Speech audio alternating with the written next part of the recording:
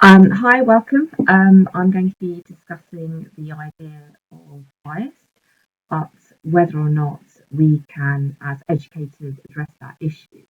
But I'm not going to present you with a PowerPoint. I think we're kind of beyond that at the moment. And post COVID, I feel like anything that can be a little bit more human and less Zoom centric or team centric, I think I would prefer that. So I'm just going to tell you some incidents which have taken place, which have been my experiences as a Muslim woman, living and teaching and parenting um, in and around London.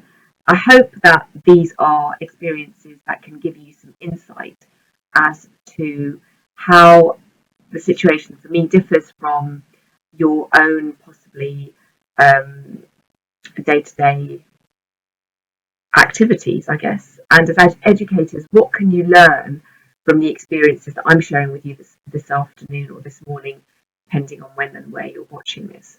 So, something really simple I just wanted to kind of share with you this morning. I'd been off school for a day, and I work in a secondary school, and I went back the next day, and some of the students said, "Oh, Miss, are you feeling better?" And I was like, "Well, yeah, I'm fine, thanks." They said, "But you weren't in yesterday." And I said, "Yeah, I wasn't in yesterday because I was off celebrating." And they said, "What do you mean you were celebrating?" And I said, "Well, I'm Muslim," bit of a giveaway, and that kind of didn't register with them. And I said, "Well, I was celebrating Eid, so I had a day off to celebrate Eid with my friends and my family, because it's a festival that Muslims around the world, 1.6 billion Muslims around the world, celebrate." And they looked at me quite quizzically and said, "You're Muslim?" I was like, "Yeah, I mean, this is kind of a bit of a giveaway, boys. I'm not quite sure what you're confused about." And they were like, "But Miss, you're not like those Muslims that we see on television or on the news." Wow. So for me, that was a real jaw-dropping moment. I don't teach in some school in the middle of nowhere that doesn't have any diversity. I teach in London, and possibly one of the most diverse cosmopolitan cities in the world. Yet these students had only gained their perception of Muslims through either the media in terms of the news or the media narrative or what they've been exposed to. And these weren't students that were particularly old, like they wouldn't have experienced or been around during the time of 9/11. These students were in year 9 at the time, so they're 14 years old, 14 years old. That's not particularly old. But their perception of Muslims had already been shaped and carved to suggest that all Muslims were like Muslims that they experienced or viewed on the news.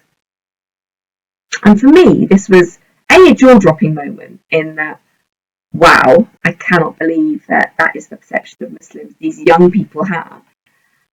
But also, where we are in our geographical location. I live in London, I'm teaching in London. I don't understand how they can possibly have this perception of Muslims. And then the other dimension is, okay, what can we do about this? Because I can't sit back and then say, "Oh, I'm not an RE teacher, or I'm not a teacher of PSHE or citizenship per se." It's actually, we're all teachers, and therefore the responsibility lies with all of us.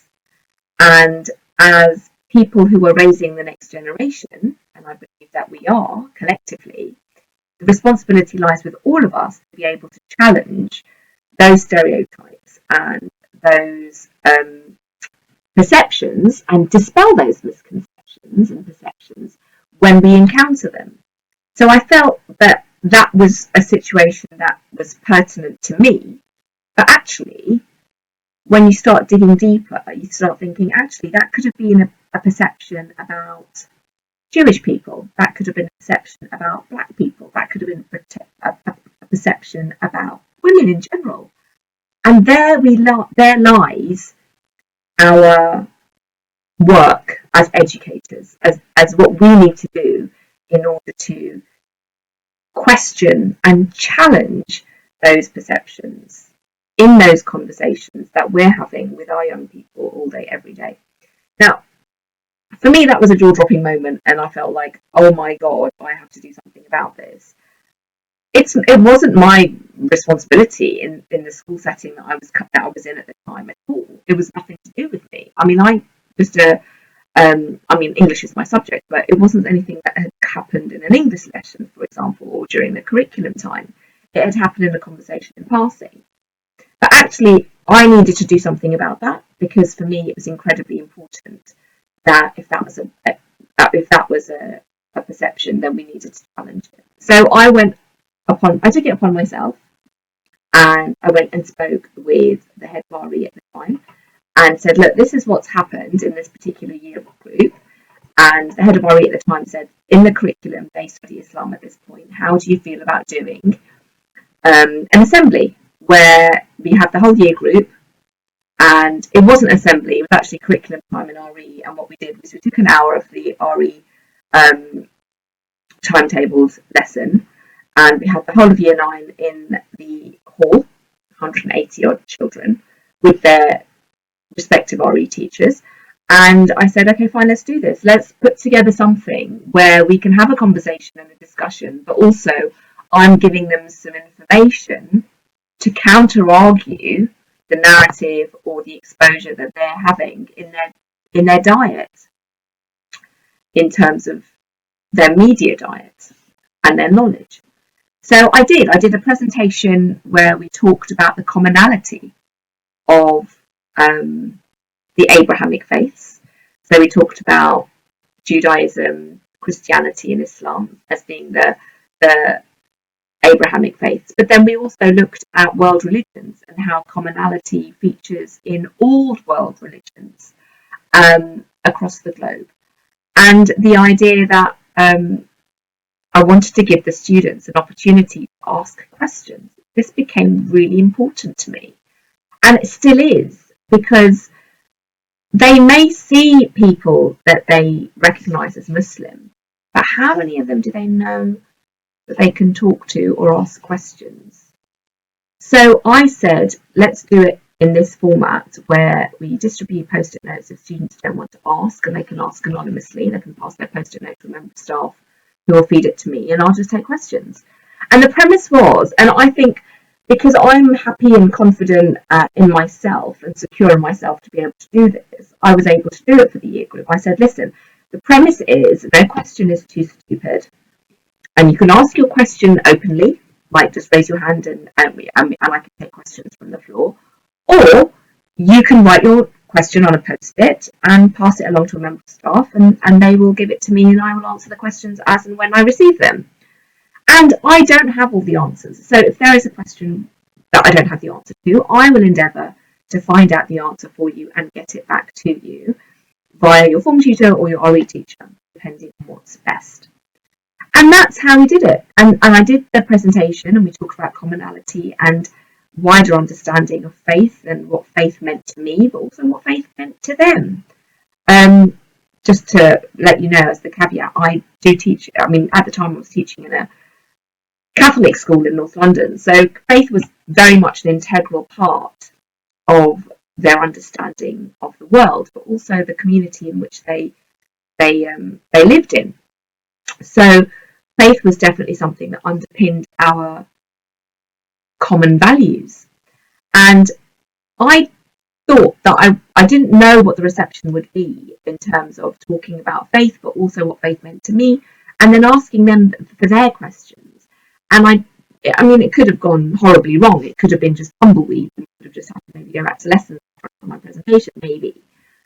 But what continued to happen was I didn't stop talking for over an hour, and I think the session could have been prolonged because they had so many questions, and the questions varied so much in their content, from women in Islam to sectarianism in Islam, and how the faith varied in different parts of the world, and obviously the timeless classic ones where Miss, do you wear it in the shower, and why do you wear the hijab, and what does it mean, and do you wear it at home, and all of those questions that they all had wanted to ask but clearly didn't have an avenue. And I think it was really good for them to be able to have that avenue in that forum, in a safe place where they had facilitators and the opportunity. I think that was so important for them. And lots of them will remember that. And hopefully, when they venture out into the wider world and they have, they do encounter other Muslims, hopefully it won't be their perception of Muslims will only be derived from what they've seen in the news. So, as educators, I think it's really important to question the students' perceptions, misconceptions, and their biases. I mean, that's what we're talking about here. They've had something, they've seen something, they've read something, they've heard something, and they've decided to run with it and said, okay, my opinion is going to be formed on that basis. But actually, as educators, it's up to us to challenge. And sometimes it means going above and beyond what we would do in the classroom. And I appreciate that we're all stretched, but actually, there's a moral purpose here. And I hope that by hearing this story or this experience, you too will be able to question and challenge your pupils and your students, not just in the formal setting of your classroom, but in and around your school setting, and maybe even wider. Are there parents who are having similar conversations with their children? Is that something that we as a community or we as educators are happy to talk about and challenge when we're encountering those perspectives from parents and other stakeholders in our setting? So I'm just going to leave that thought with you before I move on to another experience. So I'm going to share another experience with you. I'd like you to cast your minds back to the election of 2015. It seems like a million years ago now because we've had so many elections since then. But my children were quite young and I was at school working late. I was probably at a parents' evening or a meeting. And my parents had my kids after school. And what had happened is that they were just having a snack at my mum and dad's, and there was a ring at the doorbell, and the kids answered the door, and there was a canvasser there, a Tory canvasser, and the canvasser had come to ask for support for the local incumbent MP, who was also a Tory MP and still is my MP, and they'd asked for the support in the upcoming elections for this Tory MP. Now, my children are quite aware politically, I think, because I am, and we had been sort of involved in the local campaign at the time, and so they had probably picked up bits of information with regards to what the incumbent MP's position was on particular things. And it had been a horrific time for Palestinian Muslims because in the summer of 2014 there had been an attack on Palestinian Muslims in Gaza, and there'd been some horrific attacks on children, and it was the summer where the 4 boys were shot down on the beach playing football. And along with me, lots and lots and lots of people in the Muslim community were absolutely outraged, but incredibly upset and I would say traumatized by such actions that had taken place. And as a result, people had become more active in their campaigning, where local MPs had been supporting Israel. And I think because my children had been around the conversation, it had been in the news a lot, and they were very aware that these 4 boys, one of whom was the same age as my son at the time, had been shot playing football on a beach.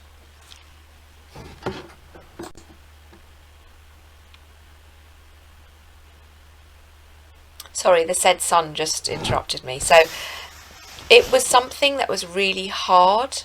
I think as a Muslim community, we responded in being very vocal in our outrage at the time of the killing of innocent children. And I remember the interview that Jon Snow did on Channel 4, trying to hold to account these Israeli officials who were attempting to either deny it or justify it in some way, or say that those boys posed a threat. And I remember it being very much at the forefront in the news. So my local MP was a very strong supporter of Israel, and I live in a constituency where there are lots of people from the Jewish faith, and they've been quite openly supportive of Israel's actions. And when the Tory canvasser came to the door, my daughter said something along the lines of, we don't want to support him and we don't want to vote for him because of what he's done. He's supported Palestinian actions. And the canvasser at the time spoke down to her and said, don't be ridiculous or don't be stupid. But at the time, my sister-in-law had come. Now, my sister-in-law, like me, she wears a headscarf, she wears a hijab, and is a very articulate woman, and very eloquently said, actually, it's very hard to support the incumbent MP when he's made it very clear that his position is to support the Israeli actions, where Israeli actions have resulted in the death of 4 innocent children on a beach playing football. And the Tory canvasser actually called her stupid, and it became quite heated as a discussion and debate on the doorstep. And my sister-in-law argued her point using statistics and facts, because she was very well versed in this situation, because we'd become quite involved in terms of how we wanted to equip ourselves with the knowledge to be able to say, well, actually these actions are not acceptable. And the Tory councillor then went away. She's also a Tory councillor but also a Tory canvasser. She went away, and it was something that my sister-in-law told me when I went to pick the kids up, and we had that discussion. I said, oh, that just seems ridiculous. I can't believe that we're not allowed to have a difference of opinion, and she's just shouted you down, which is what in effect happened. So that was just one day, and we just put that aside, and normality resumed. The election came, the results came in, the Tory MP in my local constituency remained, and life continued. A month later, following the election, my parents received a visit from MI5, because what happened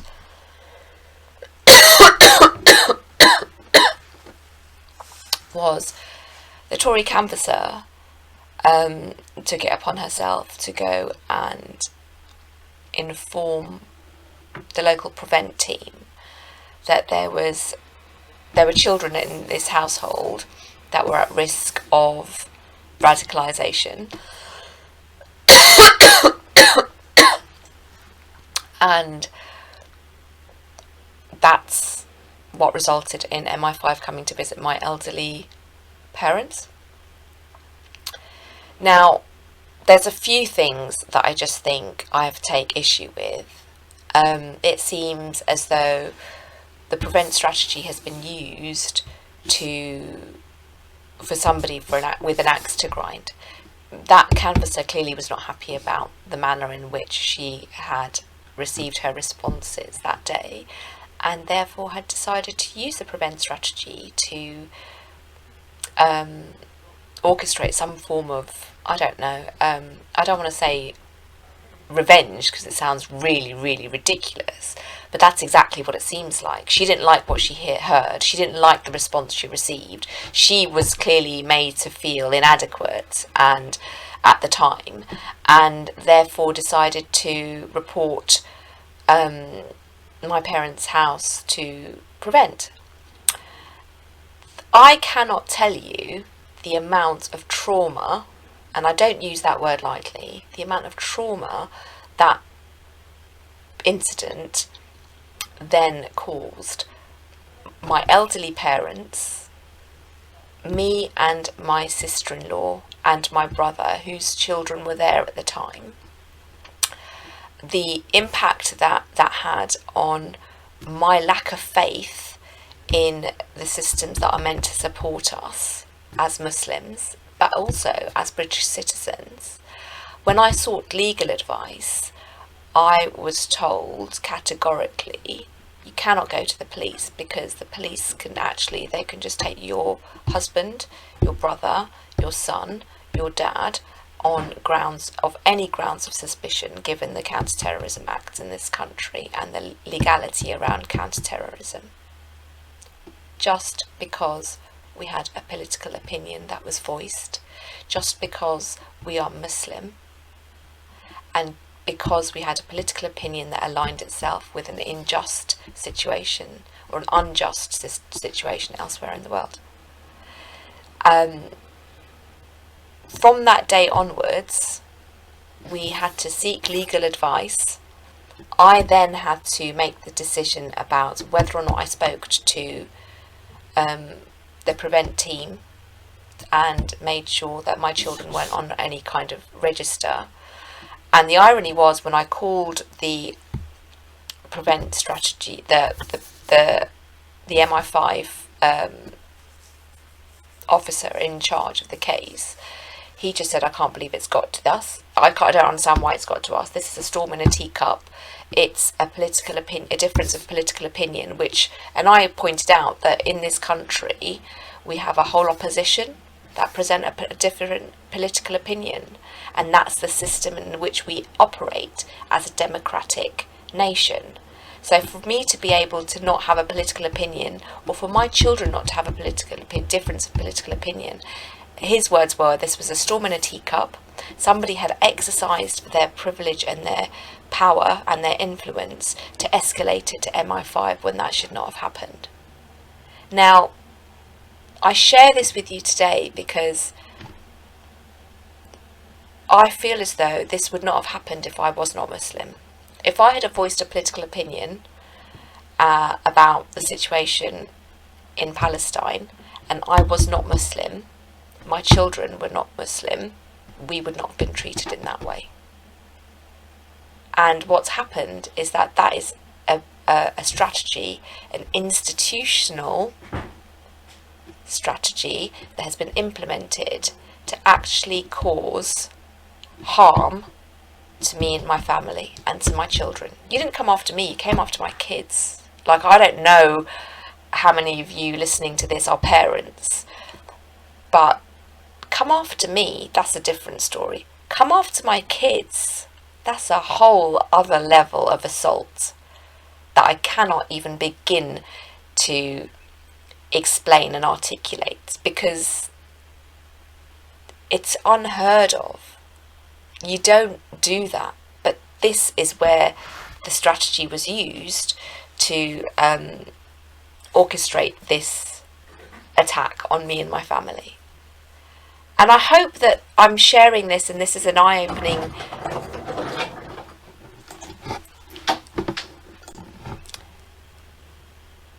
so I'm sharing this experience because I'm hoping that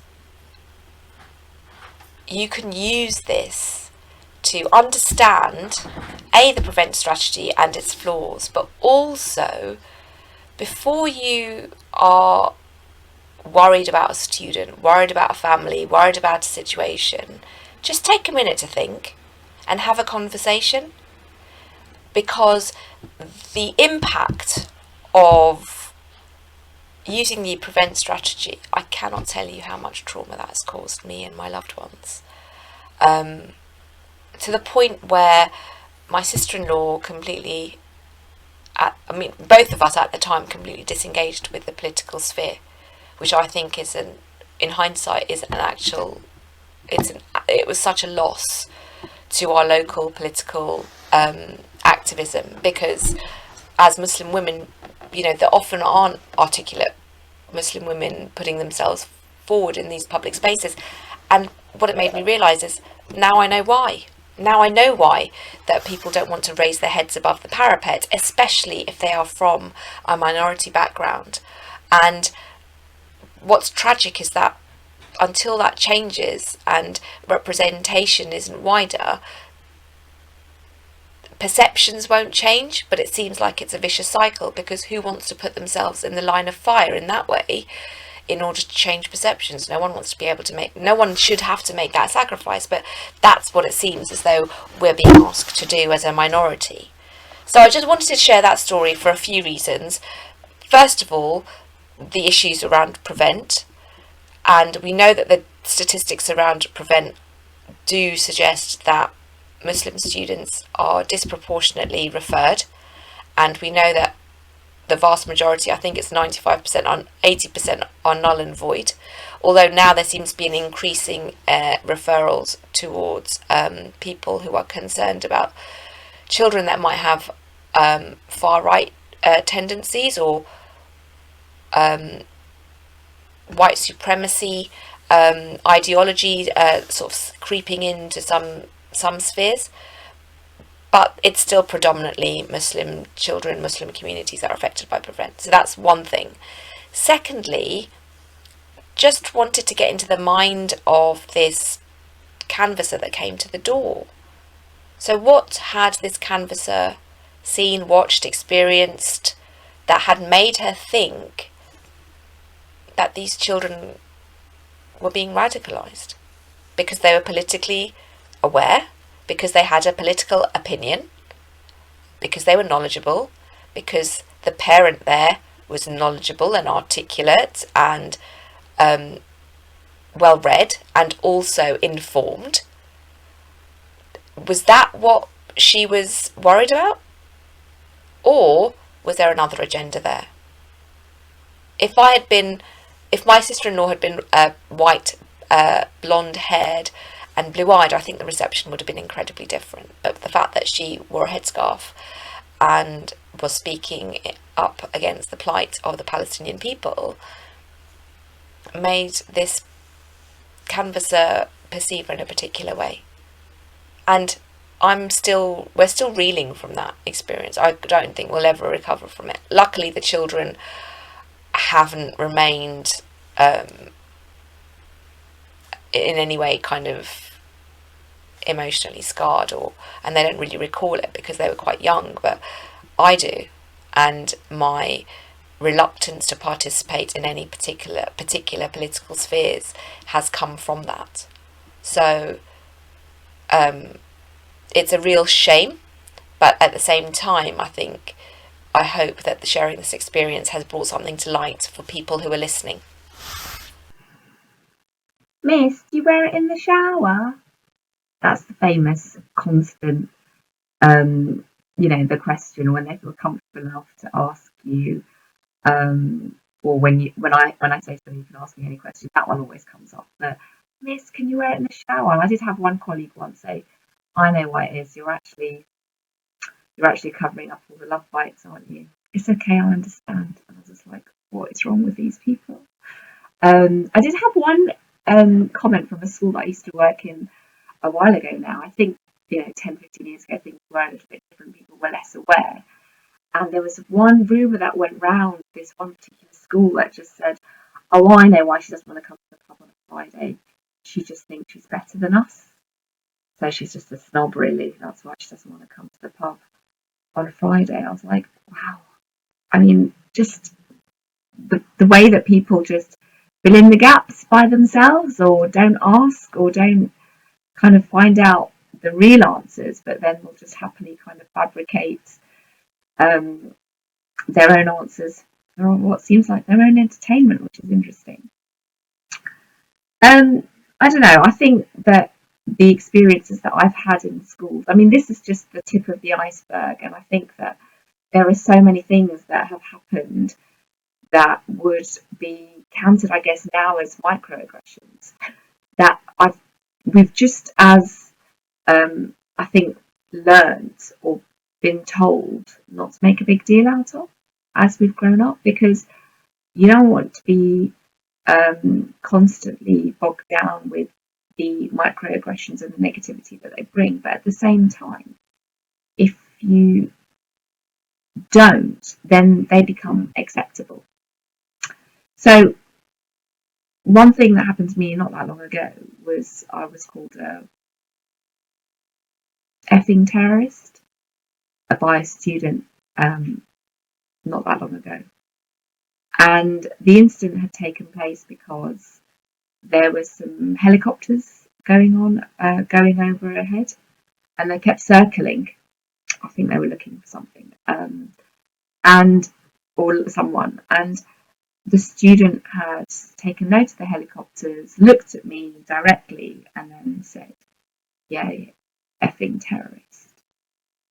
And the irony was the student would not have been around during. I mean, I thought it was ironic, but maybe I'm being very simplistic about it. But the student was young, so young that they wouldn't have known about 9/11. That was not their lived experience, or they wouldn't have been around at the time that it happened. But what happened following 9/11 was that the entire narrative around Muslims changed. We saw it in film, we saw it in TV programs, definitely saw it in print media, we saw it in the news, be it on the radio, on television. We see it in YouTube, and that is a huge medium now that young people use. They don't really watch TV as such, and then obviously that builds an algorithm, and then more and more things of that nature would come up depending on what they're watching. So this student thought it would be acceptable to call me an effing terrorist. I mean, the school dealt with it in the best possible way. Parents were mortified and incredibly apologetic. Ironically, that student ended up in my class for the next 2 years, in the infinite wisdom of somebody somewhere, I don't know why. And it really, at the time, you kind of go into autopilot mode and just dealing with it as an incident, as an adult. But it was only on reflection and afterwards that I was deeply troubled and upset, because I'm not any of those things. I'm not any of those people that have been responsible for terror. And terrorism has no religion, it has no faith. People that commit acts of terrorism, they are acting on their own volition and have their own agenda. There's nothing to do with faith, there's nothing to do with God, there's nothing to do with morality that can be remotely associated with any act of terror, be it any organisation. And I think this is really interesting, because terrorism 30, 40 years ago, in this country, the biggest threat was the IRA. And, that was very much, I remember it being on the news. But you didn't then start thinking every person from Ireland was a terrorist. That didn't happen.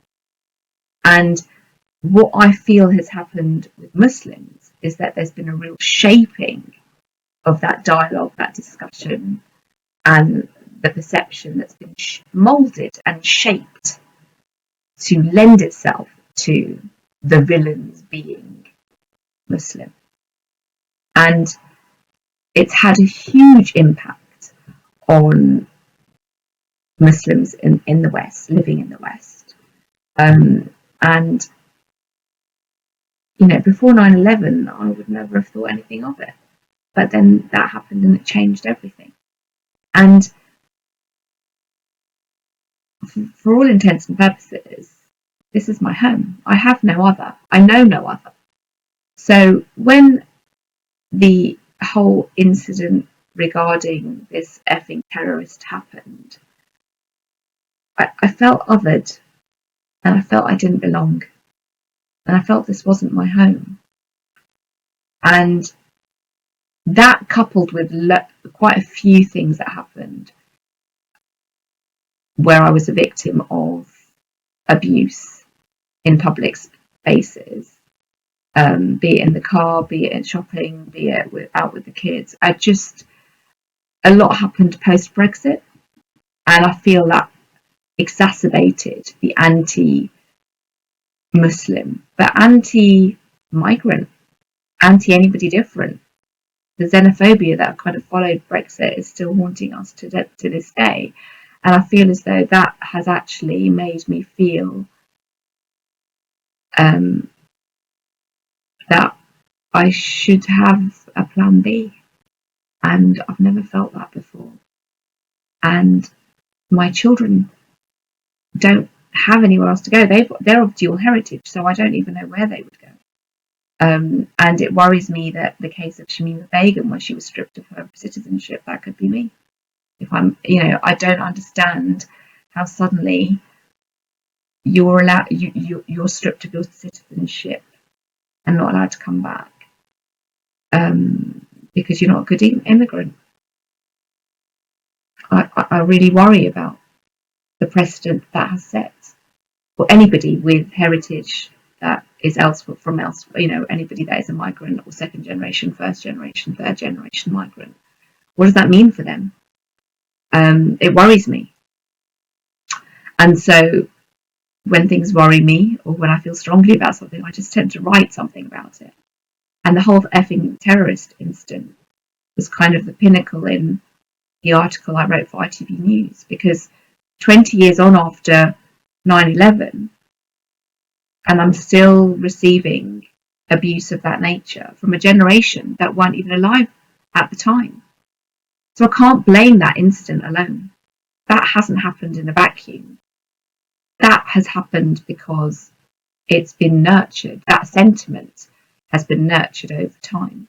And I think as a society, we need to think about why, who, and how. And again, the student that called me an effing terrorist, where has that perception come from? What have they watched? What have they read? What have they witnessed? What have they listened to that has allowed them to think that that is accurate? That's right. What they said was true. How do they get there?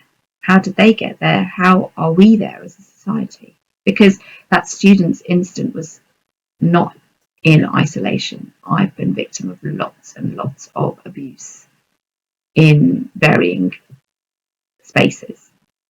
The sad thing was when it was at school, it was that, it was where they knew me, where the student would have known who I was and what I did there, and it shouldn't really have happened there, because I always thought that schools were a safe place. That maybe I'm mistaken, or maybe I'm just incredibly hopeful or incredibly naive. I pose the question to you: what could you do to make sure that you're challenging those students that may have those perceptions or misconceptions? Is there a capacity? Is there a space? Is there a forum for people to have that conversation? And so the last experience I'd like to share with you was, in hindsight, hilarious, but at the time I was petrified. So I've been asked to drive the school minibus, which has the school's name along the side of it in big yellow letters on a big blue minibus. So it's such and such Catholic high school. So just picture that for a moment. Now, the thing is, it wouldn't have been an issue, or wouldn't have been as much of an issue, if I was driving the minibus with children in the minibus. But this particular journey, I was driving an empty minibus to go and collect students and bring them back to school. Fine, right? Not a problem. I can drive the minibus. I'm happy to drive the minibus, not a problem. But when I put the sat nav on and I was following the instructions, there were some roadworks. And the sat nav hadn't picked up the roadworks. So I'm driving along. I don't know how many of you are familiar with London, but I'm driving to Chingford. So just to give you a bit of context about Chingford, before I was driving there, 2 months before, a woman in a headscarf had been attacked by two white men, and had been dragged with her headscarf on the floor, brutally attacked, and left for dead. So that's Chingford. Welcome to Chingford. And so I'm asked to take this empty minibus, Catholic high school minibus, to Chingford, where the campsite is. I'm going to go there with the minibus, collect some kids, and bring them back to school. I'm like, fine. Get in the minibus, driving along, following the sat nav, but then hit some roadworks, and I'm lost. And the sat nav's not picked up, and it's not rerouted me. And it's rerouting me, but it doesn't seem like it's taking me in the right direction. So I'm following the sat nav, thinking, okay, it will reroute and it will sort itself out. So I'm taking a left into what seems like a residential road.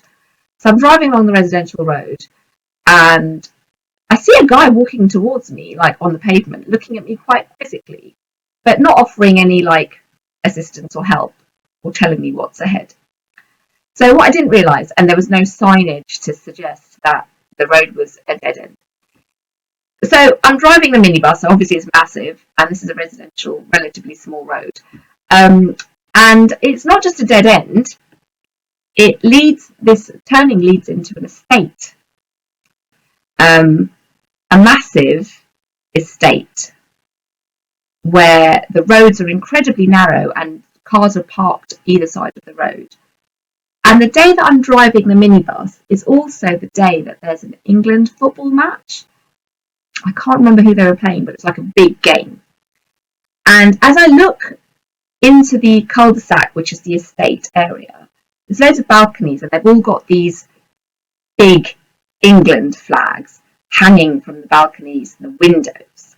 Now, I'm not afraid of the England flag. I'd be ridiculous. I would be scared of a piece of material.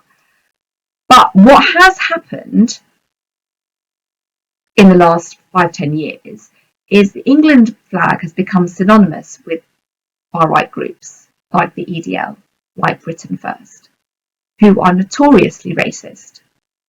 And Britain First is actually just outwardly Islamophobic. They make no reservations about saying Muslims don't belong in our country. So I'm driving this minibus that says Catholic High School with no Catholic children inside, or no children at all inside, looking like this, driving into an estate in Chingford where a woman who looks like me got attacked 2 months ago and was left for dead. On a day there's an England game, and there are millions of these England flags everywhere. Now, obviously, I reach the dead end and I think, okay, I'm going to have to turn around because there's no through road. I mean, the Daily Mail headline writes itself: Muslim teacher steals Catholic school's minibus. I'm just thinking all of these things in my head. And then I've realised I need to turn the minibus around. And I don't know if you've ever driven a minibus, but just in case you haven't and you don't know what happens when you put a minibus in reverse, this foghorn starts blaring out like about 100 million decibels. And all I can hear is that sound as I'm doing this 18-point turn in this cul-de-sac that is really, really narrow.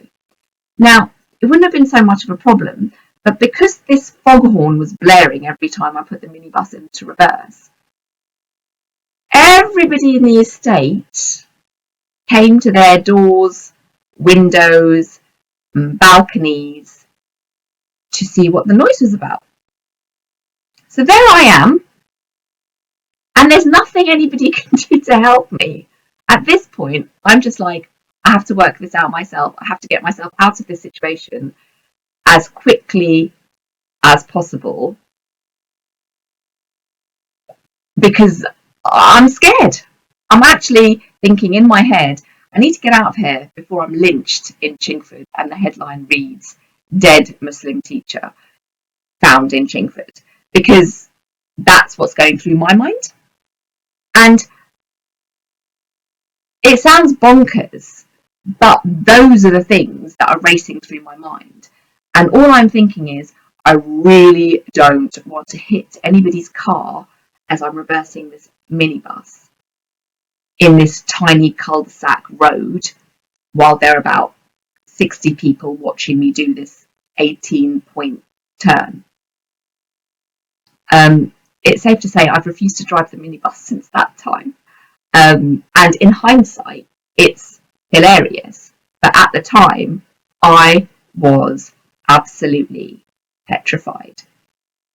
And when I think about where the fear came from, it was multifaceted. The fear came from me being Muslim, me driving a minibus without any children in it, so it looks like I've stolen it, me being in Chingford, which is notoriously racist, me being in Chingford when 2 months ago a woman who looked like me was left for dead and brutally attacked, and also me being in this estate in Chingford where if I'm hitting a car, I've got about 60 people who are going to come and attack me. So yeah, I'm petrified, but it's because I'm me. If I'd been a white blonde woman or a white man, it wouldn't have been a problem for them. But because I'm the way I am and I look the way I am, I look the way that I do, it became an issue for me. And it shouldn't have been. I shouldn't feel threatened or scared or petrified in any such situation. I'm a British citizen and I should feel comfortable in Chingford. But the reality, unfortunately, is very, very different. I hope I have left you with some food for thought. I hope I have left you with some ideas about what you could possibly do in your school settings or in your spaces. And I hope that you have garnered a slight insight into some experiences that I've shared with you today. Thanks very much. Take care. Have a great day.